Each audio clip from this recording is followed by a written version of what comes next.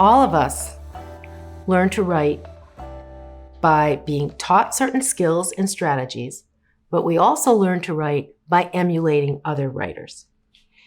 Very simple example. If you've been in a car accident and you go down to the police station and you have to write an accident report and you've never written one before, what do? You say, can I view some accident reports and see how others do it? And then you look at a few models and you go, okay, I know how to do this, right? Or let's say you're an educator and you're writing a grant for some funding and you've never written a grant before. What do? You look at how other grants have been written and then all of a sudden you emulate it. So this is true with young children as well. If we can look at how others write really beautiful sentences, elaborated sentences, if we can see how others use a really great transition word to make a connection between one sentence and another, if we're trying to learn how to write an introduction to an opinion or argument piece and how to state a claim, and we can see how other people have stated claims, we emulate that. And that's the whole goal or usefulness of what's called mentor text.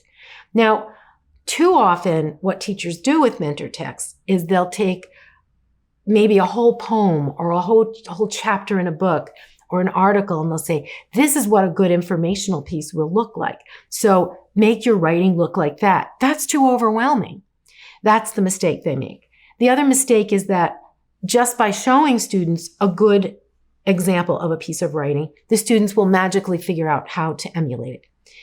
What we have to be careful with mentor text is, number one, pick the text for a very specific purpose. So if I want to teach students how to use the transcription word next or finally, find a couple of examples. They might just be 2 or 3 sentences where somebody's really done a great job of that. Unpack it with the students and then say, now you try to do the same thing, but with something you're writing about. And it's that explicitness, the guided practice, and that sort of very narrow focus for your mentor text. The other thing I'd suggest about mentor text is show more than one example.